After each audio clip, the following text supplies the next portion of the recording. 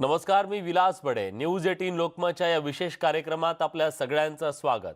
जणू काही कोरोना गायब झालाय की काय असं चित्र तुम्हाला रस्त्यावर भले दिसत असेल, पण महाराष्ट्रातली कोरोनाची परिस्थिती मात्र अजूनही धोक्याबाहेर गेलेली नाही, हे आता समोर येत आहे. त्यामुळेच कोरोनाचा धोका कायम आहे ही बाब स्पष्ट होतीये. महाराष्ट्रातले 9 जिल्हे असे आहेत जिथं ग्रामीण भागात कोरोना रुग्णसंख्येत सातत्याने वाढ होतीये. यात अमरावती, वर्धा, यवतमाळ, अकोला, गडचिरोली, भंडारा, नंदुरबार आणि रत्नागिरी, त्याचबरोबर नांदेड हे 9 असे जिल्हे आहेत जिथं सध्या कोरोनाचे हॉटस्पॉट बनलेत. राज्यातील अन्य जिल्ह्यात कोरोनाचा प्रादुर्भाव कमी होताना दिसतोय, पण या 9 जिल्ह्यांमध्ये मात्र कोरोनाचे रुग्ण का वाढतायत याचा विचार करा आणि योग्य ती पावलं उचला, असे आदेश मुख्यमंत्र्यांनी दिलेले आहेत. National centre for disease control या संस्थेची टीम महाराष्ट्रात आली होती. या टीमनं मुख्यमंत्र्यांशी चर्चा केली आणि कोरोनाचा प्रादुर्भाव कमी करण्यासाठी उपाययोजनाही सुचवल्या. गेले 11 महिने कोरोनाचे अधिक रुग्ण हे शहरी भागात सापडले. ग्रामीण भागाच्या तुलनेनं हे रुग्ण कमी असायचे, पण आता ग्रामीण भागात रुग्णसंख्या वाढू लागल्यानं नवी अडचण निर्माण झाली आहे. ग्रामीण भागात मास्क वापरायचं प्रमाण अतिशय कमी आहे. तसंच चाचण्यांची संख्या सुद्धा जास्त नाहीये. एखाद्या रुग्णाला लक्षणं वाटली आणि किंवा तो चाचणीसाठी गेला तर त्याची कोरोना चाचणी होते. आणखी एक महत्त्वाची बाब म्हणजे अनेक जिल्ह्यात शेजारच्या राज्यातील स्थलांतर होत आहे आणि त्यावर सतत नजर ठेवणं किंवा त्याची नोंदणी करणं शक्य होत नाहीये. या सगळ्यावर आता प्रशासन काय उपाय काढतं हे पाहणं महत्त्वाचं आहे आणि याच मुद्द्यावर आज आमची ही वृत्तमालिका सुरू आहे, कोरोनाचा धोका.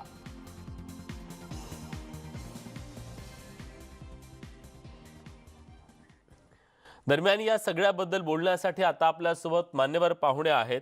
सुभाष साळुंखे, ज्यांनी खरं तर या सगळ्या कोरोनाच्या संकट काळामध्ये एक महत्त्वाची भूमिका त्यांनी बजावलेली आहे आणि आपल्याला त्यांच्याकडून हे जाणून घ्यायचं आहे आता की ज्या अर्थी महाराष्ट्रातली ही परिस्थिती समोर आलेली आहे. सुभाषजी, तुम्हाला असं काय दिसतंय? सध्या महाराष्ट्र कोरोनाच्या संकटातून बाहेर पडलाय की महाराष्ट्रातली परिस्थिती ग्रामीण भागातली आता बिकट होत चालली आहे? तुमचं काय नेमकं मत आहे? धन्यवाद. पहिल्यांदा तर मी आपल्याला मनापासून तुमचे आभार मानतो की या विषयावरती आपण ही चर्चा ठेवली की जी अत्यंत आवश्यक आहे. त्याचं कारण असं की मागच्या एक महिन्याभरापासून किंवा साधारणतः एक 1.25 महिन्यापासून सातत्याने केसेस मध्ये चढ उतार आपल्याला पाहायला मिळतोय आणि हा चढ उतार पाहायला मिळत असताना काही भागामधनं डिक्लाइन म्हणजे उतारच जास्त दिसायला लागल्यामुळे साधारणतः लोकांच्या मनामध्ये अशा प्रकारच्या भावना निर्माण झाल्या की अरे आता संपलं. तर त्याबरोबर असंही झालंय की खरोखर रुग्णालयामध्ये ज्या केसेस ऍडमिट झाल्यात, एक काळ असा होता की पुण्यासारख्या शहरामध्ये, पुणेच काय मुंबई काय आणि बऱ्याच शहरांमधनं आयसीयू बेड्स मिळत नसायचे.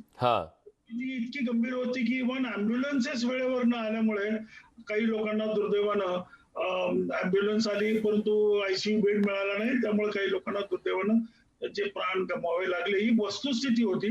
आणि हे काय फार पूर्वी नाहीये. आपल्याला ऑगस्ट सप्टेंबरच्या दरम्यानची परिस्थिती आपण पाहिली.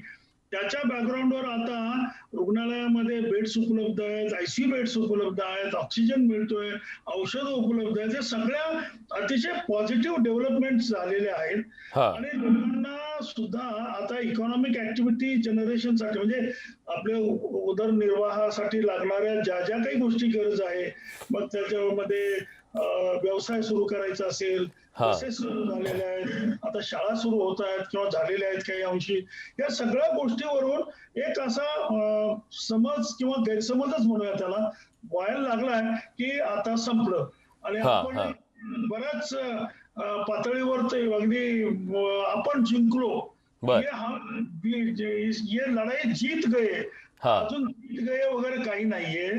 आपण राज्य पातळीवरती आणि देश पातळीवरती आपण अजूनही लढाईत गुंतलेलो आहोत. हा मेसेज आम्ही रिपीटेडली सांगत आलो की आपण कृपा करून हा मेसेज जाऊ देऊ नये.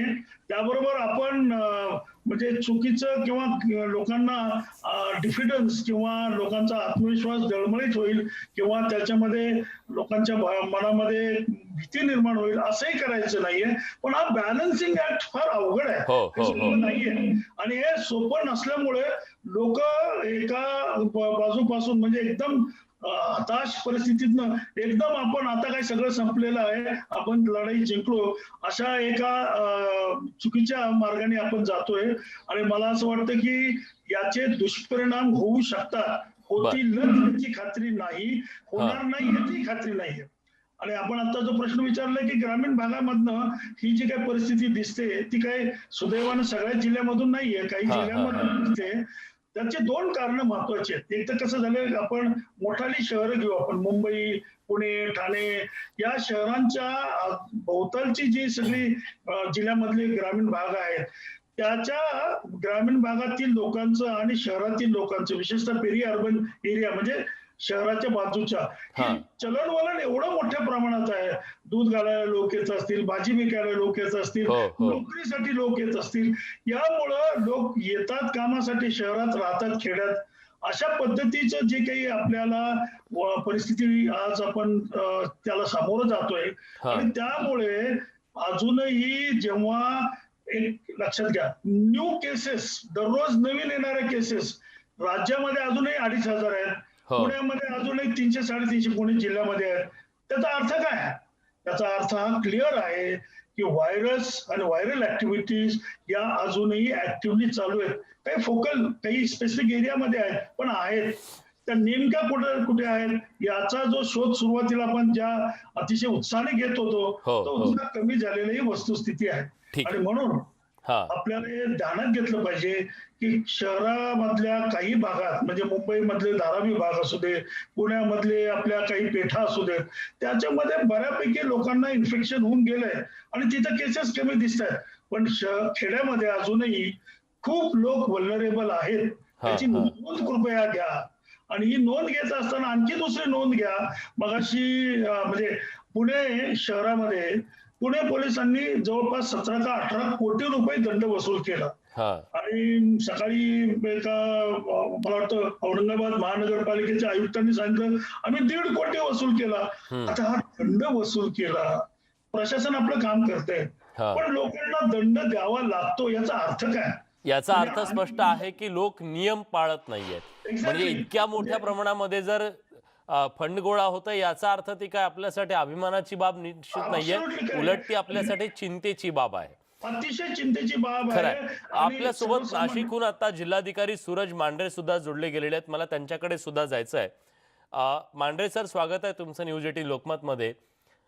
खरं तर जेव्हा कोरोनाचा प्रकोप होत होता तो काळ आपण बघितलेला आहे आणि त्या काळामध्ये जिथं प्रचंड घनता होती शहरांमधली, तेव्हा लॉकडाऊनच्या माध्यमातून म्हणा, अनेक नियमांच्या माध्यमातून आपण त्याला नियंत्रित करण्याचा प्रयत्न केला आणि त्यात तुम्हाला यश सुद्धा आलं. मी विशेषतः मालेगाव, नाशिक या पट्ट्याबद्दल बोलतोय. तुम्ही तिथे मोठं यश मिळवलेलं आहे. पण आता मात्र सगळ्या गोष्टी सुरू झालेल्या आहेत. अनलॉक जवळपास पूर्ण झालेला आहे. मग अशा वेळी आता हा कोरोनाचा संसर्ग रोखणं ही किती मोठं आव्हानात्मक तुमच्यासाठी ठरतंय? विशेषतः ग्रामीण भागातली काय अवस्था आहे? आमच्याकडे नाशिकमध्ये सध्या 1144 पेशंट्स आहेत आणि त्याच्यातले 500 पेशंट जे आहेत ते जवळपास सिटी एरियामधलेच आहेत, म्हणजे नाशिक शहर आणि मालेगाव शहरामधले. आणि ग्रामीण भागामध्ये आमच्याकडे साधारणपणे 400-450 पेशंट्स आहेत. नाशिकची जर परिस्थिती बघितली तर एकेकाळी आम्ही जवळपास 11,000 पेशंट्स एका वेळेला आमच्याकडे असायचे. तिथून आम्ही आता जवळपास 1,000 वरती आलेलो आहोत, म्हणजे 10% पेशंट्स आमच्याकडे सध्या आहेत. त्यामुळे आमच्याकडे परिस्थिती अजूनही म्हणजे सुधारत चालली अशीच आजची स्थिती आहे. आमचा मृत्यूदर सुद्धा राज्यातला सर्वात लोएस्ट पैकी एक आहे की 1.76 आमचा मृत्यूदर आहे आणि रिकव्हरीचं प्रमाण जवळपास 98% आहे. आणि स्प्रेड जर म्हणाल तर उलट आमच्याकडे गेल्या 10-15 दिवसामध्ये पेशंटची संख्या वाढण्याच्या ऐवजी उलट कमी होत चाललेली आहे. म्हणजे आम्ही 10,000 पेशंट्सवरून 1,000 पेशंट्सवर गेल्या जवळपास 3 महिन्यांमध्ये पोहोचलेलो आहोत. तर दररोज साधारणपणे आमचे साधारणपणे एक 40-50 पेशंट्स कमी होत जातात आणि मृत्यू पावण्याचं प्रमाण सुद्धा अत्यंत नगण्य झालेलं आहे. एखादा दुसरा मृत्यू होतोय आणि त्यामध्ये सुद्धा कोमॉर्बिडिटीचा बऱ्यापैकी समावेश असतो. तर नाशिकची परिस्थिती जर म्हणाल तर आता बऱ्यापैकी नियंत्रणात आहे आणि जवळपास सगळ्या ॲक्टिव्हिटीजसुद्धा सुरू झालेल्या आहेत आणि ह्या ॲक्टिव्हिटी गेल्या 2 ते 3 महिन्यांपासून सुरू आहेत. त्यामुळं अजून तरी असा सेकंड वेव्ह किंवा जे एकदम सडन राईज जो म्हणतो असं नाशिकमध्ये आम्हाला अजून तरी दिसून आलेलं नाही. डॉक्टर सुभाष साळुंखे आता आपल्या सोबत आहेत. मला साळुंखे सरांना विचारायचं आहे की आज मुख्यमंत्र्यांनी सुद्धा सांगितलं की ग्रामीण भागातले हे जे 9 जिल्हे आहेत, ज्या जिल्ह्यांमध्ये ही रुग्णसंख्या अचानक वाढताना दिसते, तुम्हाला मुख्य कारण याच्या मागचं काय वाटतंय? कारण एक काळ होता जेव्हा सर्वत्र जिथे बघा प्रत्येक जिल्ह्यामध्ये तो आलेख वाढताना दिसला, पण आज या ग्रामीण भागातल्या जिल्ह्यांमध्ये जिथं घनता फारशी नाही आहे पण तरी देखील तिथं अशा प्रकारे रुग्णसंख्या वाढू लागलेली आहे, त्याच्या मागची कारणं काय दिसतात? माझ्या दृष्टीने एक शेवटी कसं आहे, हा जो विषाणू आहे, हा जो व्हायरस आहे, त्याचं एक विशिष्ट शास्त्र आहे. एपिडेमॉलॉजिकली आपण या व्हायरसचा जर अभ्यास केला तर हा व्हायरस कसा ट्रान्समिट होतो आता हे सगळ्यांना, सर्वसामान्य माणसालाही माहिती झालेलं आहे, डॉक्टर मंडळींना सगळ्यांना माहिती आहे. म्हणजे याचं जे चेन ऑफ ट्रान्समिशन आहे किंवा याची जी एका व्यक्तीपासून दुसऱ्या व्यक्तीपर्यंत प्रसार होण्याची जी पद्धत आहे त्याच्यात बदल काही झालेला नाहीये सुदैवाने आपल्या. सुदैवानं आपल्या अजूनही हा रोग, हा विषाणू हा ह्युमन टू ह्युमन ट्रान्समिशन मध्येच आहे. सुदैवानं आपल्या अजून कुठलाही प्राणीमध्ये आलेला नाही, वेक्टर नाही, प्राणी नाही, काही नाहीये. आणि सुदैवानं आपल्या अजूनही आपल्या महाराष्ट्रातला किंबहुना भारतातला व्हायरस हा पूर्वी जसा होता तसा स्टेबल राहिलाय. जरी इंग्लंड मधले काही पेशंट, इंग्लंडच्या किंवा UK स्ट्रेन ज्याला म्हणतात, असे असणारे काही पेशंट भारतामध्ये 100-125 मिळाले असले तरी तो आकडा वाढलेला नाही.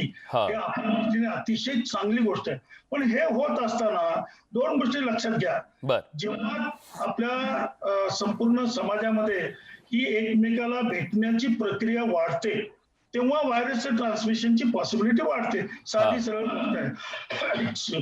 जेव्हा अशा प्रकारचे लोक की ज्यांच्यामध्ये व्हायरस जर आतमध्ये शरीरात गेला तो रोग तयार करू शकतो, रोग होऊ शकतो, अशांची संख्या क्रिटिकल नंबर पर्यंत जर ती असेल तर ती व्हायरल ऍक्टिव्हिटी चालू राहील.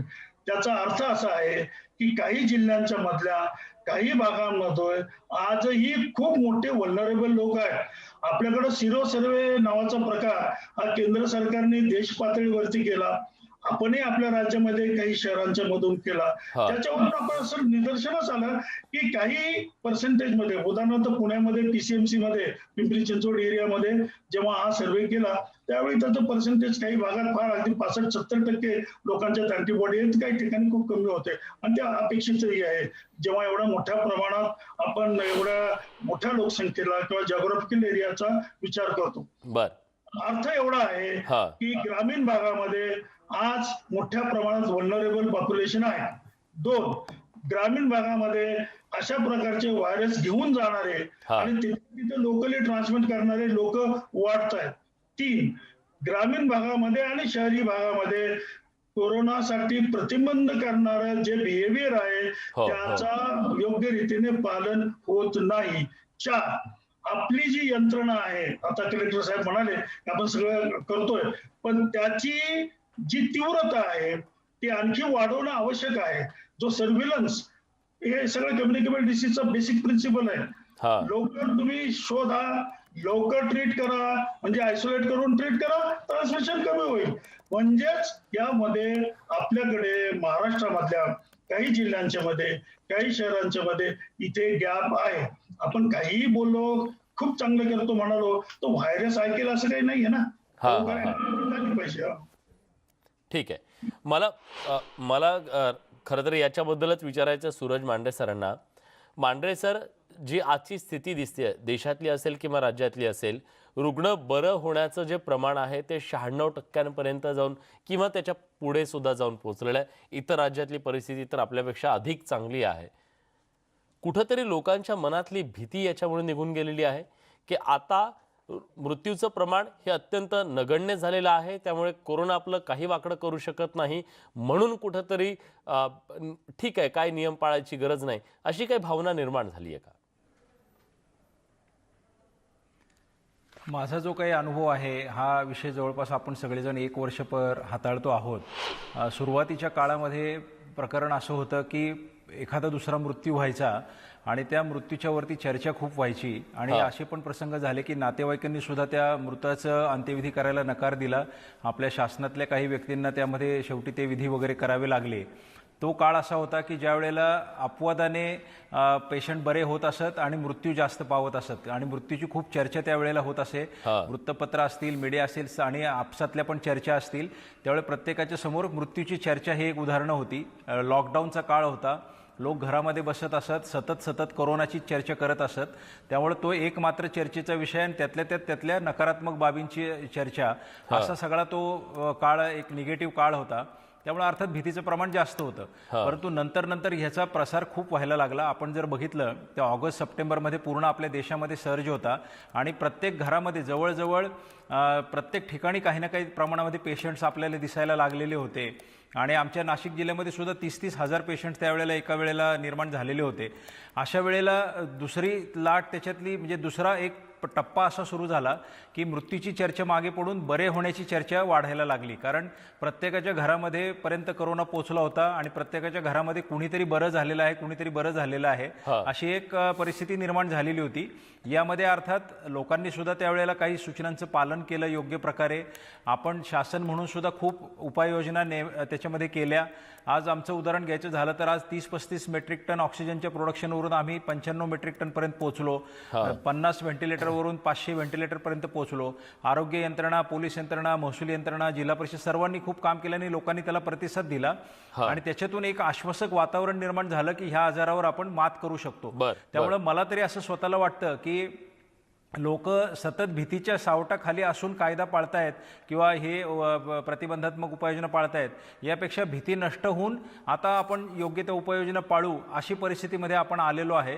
कारण आपली आरोग्य व्यवस्था पण सामान्यातल्या सामान्य माणसापर्यंत पोहोचलेली आहे आणि लोकांमध्ये ही जागृती, मला स्वतःला तरी असं वाटतं की ज्या वेळेला आता बघा शेक हँड करायचं प्रमाण जवळजवळ शून्यावरती आलेलं आहे. आपण एकमेकांपासून बऱ्यापैकी लांब राहतो. जरी मास्कचा वापर काही वेळेला होतो काही वेळेला होत नाही, तरी मास्कच वापरत नाही अजिबात, अशी परिस्थिती अभावाने दिसते अजून सुद्धा. आणि स्टॅटिस्टिकली जर आपण व्यवस्थित नाही, एका बाजूला सर्वसामान्य लोक कुठंतरी याच्यामध्ये काहीसा एक प्रकारे त्या पळवाट शोधण्याचा प्रयत्न करतात किंवा काही ठिकाणी तसं चित्र दिसतं. पण प्रशासन सुद्धा आता ह्या बदललेल्या परिस्थितीमध्ये अनलॉकच्या काळात ट्रेसिंग जे आधी मोठ्या प्रमाणात केलं जायचं ते ट्रेसिंग आता होताना दिसत नाहीये. जर ते ट्रेसिंग झालं नाही तर मग तो एखादा पॉझिटिव्ह रुग्ण असेल तर तो अनेकांना संक्रमित करू शकतो. ही शक्यता सुद्धा वाढली आहे का? याचं सुद्धा एक कारण आहे का की रुग्णसंख्या वाढतीये? हो,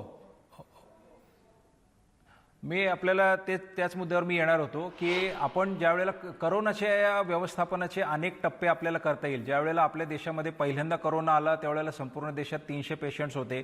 त्यावेळेला आपण घेतलेल्या उपाययोजना, त्यानंतर एक मोठा सर्ज आपण पाहिला की खूप मोठ्या प्रमाणावर पेशंट्स वाढले, त्यावेळेला करावयाच्या उपाययोजना, आणि आता आपण जेव्हा त्याच्या टेल एंडवरती आहोत त्यावेळेच्या करायच्या उपाययोजना, या तिन्ही वेळेला आपल्याला वेगळी वेगळी स्ट्रॅटेजी वापरावी लागणार आहे. आपण सेम स्ट्रॅटेजी वापरू शकत नाही. जसं आपण लॉकडाऊन पहिलं आपलं पाऊल होतं, आपण लॉकडाऊन काही कायमस्वरूपी ठेवू शकत नाही किंवा tracing, tracking, positivity rate, recovery rate, हे सगळे जे पॅरामीटर्स आहेत हे ह्या संपूर्ण करोनाच्या व्यवस्थापनात एकसारखे राहू शकत नाहीत. आता आपल्यासमोर आव्हाने आहे की आपल्याला नॉर्मल जनजीवन सुद्धा सुरू करायचं आहे. त्यावेळेला आपल्याला मग ट्रेसिंग, ट्रॅकिंगचे काय पद्धत ठेवावं लागणार. तर आम्ही हा अनुभव मालेगावमध्ये पण घेतला आणि नाशिक शहरामध्ये पण घेतला की जसे जशी रुग्णांची संख्या वाढत जाते तसतसं तुम्हाला ट्रेकिंग, ट्रेसिंगला जास्त संख्या मिळते. म्हणजे उदाहरणार्थ एक रुग्ण जर असेल पॉझिटिव्ह तर त्याच्या मागे तुम्ही 20-25 लोक ट्रॅक करू शकता, तो कुठं कुणाकडे फिरला. आता त्याच्या घरातला दुसरा रुग्ण ज्या वेळेला पॉझिटिव्ह होतो तेव्हा हे पहिले जे तुम्ही एकाच्या मागे 20 लोक ट्रॅक केलेले असतात त्यातले 10 लोक कॉमनच असतात. म्हणजे त्याच घरातली काम करणारी व्यक्ती, त्या घरात येणारे जाणारे लोक, त्याचे शेजारी पाजारी हे कॉमनच असतात. जशी संख्या 2 होते तसं तुमचं ट्रेसिंग डायरेक्टली 20च्या ऐवजी 10 वर येतं. पुन्हा त्याच घरातला तिसरा पॉझिटिव्ह झाला तर पुन्हा ते रिपीट होत राहतात. तर असं करत करत एक वेळ अशी येते की जेव्हा तुम्हाला सगळीचकडे पॉझिटिव्ह पेशंट दिसून येतात, एखाद्या बिल्डिंगमध्ये 5 पॉझिटिव्ह झाले तर त्यांचे हाय रिस्क कॉन्टॅक्ट जे असतात ते त्याच बिल्डिंगमधले लोक असतात, नवीन तर तुम्हाला सापडता येत नाहीत. तर म्हणून मला असं वाटतं की ही स्टॅटिस्टिक जी आहे ना, ही थोडीशी व्यवस्थित अभ्यासपूर्ण मांडणी त्याची करणं गरजेचं आहे. असं सरसकट गणिताची प्रक्रिया ती नाही आहे की 1 पॉझिटिव्हला 20 तर 2ला 40 निघाले पाहिजे, असं होऊ शकत नाही. कारण ह्या 20 मधलेच कॉमन त्याचे पण हाय रिस्क कॉन्टॅक्ट्स असतात. आता प्रश्न असा आहे, आपण अशा टप्प्यावर आता आलेलो आहोत की लोकांमध्ये काही प्रमाणात जागृती झाली आहे, काही लोकांमधली भीती नष्ट झाल्यामुळे ते काही नियम पाळत नाहीत. तर तिथं एन्फोर्समेंटचा काही एलिमेंट आपल्याला आणावा लागतो की आपण एन्फोर्समेंट स्ट्रॉंग केली पाहिजे. आपण रचनाच अशा केल्या पाहिजेत की एन्फोर्समेंट आपोआपच होईल. प्रत्येक वेळेला पकडणे आणि दंड करणे हे न करता, जसं आम्ही आता आमच्या कार्यालयांची रचनाच अशी केलेली आहे की लोकांना दूर दूर बसावं लागतं. कार्यालयात येताना आम्ही त्याचं टेम्परेचर चेक करतो. बँकांनी पण बदल केला. असं आपण जर त्याची इन्फ्रास्ट्रक्चरल चेंजेसच जर एकदा करून टाकले तर वारंवार ह्या गोष्टी आपल्याला दंड वगैरे सारख्या कराव्या नाही लागणार. नक्कीच. दुसरी गोष्ट मला असं वाटतं की लॅबचं टेस्टिंग जे आहे ते टेस्टिंग खरोखर वाढवण्याची फार गरज आहे. कारण बऱ्याच ठिकाणी असं दिसून यायला लागले आता की लोक सुद्धा कॅज्युअली घेतात, तर आपल्याला त्याचे नियम थोडेसे पाळावे लागतील असं माझं मत आहे. निश्चितच मला टेस्टिंगच्या मुद्द्यावर सुद्धा तुम्हाला विचारायचं आहे आणि खरं तर साळुंके सरांकडून मला त्याचं उत्तर घ्यायचं आहे की जेव्हा अनलॉकची ही प्रक्रिया पूर्ण होईल तेव्हा सगळ्यांच्या मनात भीती ही होती की इतक्या मोठ्या प्रमाणात जिथं आपल्या देशामध्ये प्रचंड घनता आहे, इतके लोक जेव्हा एकाच वेळेस बाहेर येतील तेव्हा कोरोनाचा प्रकोप होऊ शकतो अशी शक्यता वर्तवली गेलेली होती. पण सध्या तितका मोठा प्रकोप दिसत नाहीये. याच्या मागचं कारण काय आहे? हर्ड इम्युनिटी डेव्हलप झाली आहे का? त्याचं उत्तर सुद्धा मला दोन्ही मान्यवरांकडून घ्यायचं आहे. एक छोटासा ब्रेक घेतोय. ब्रेकच्या नंतर पुन्हा याच विषयाची चर्चा. कुठे जाऊ नका, पहा फक्त न्यूज 18 लोकमत.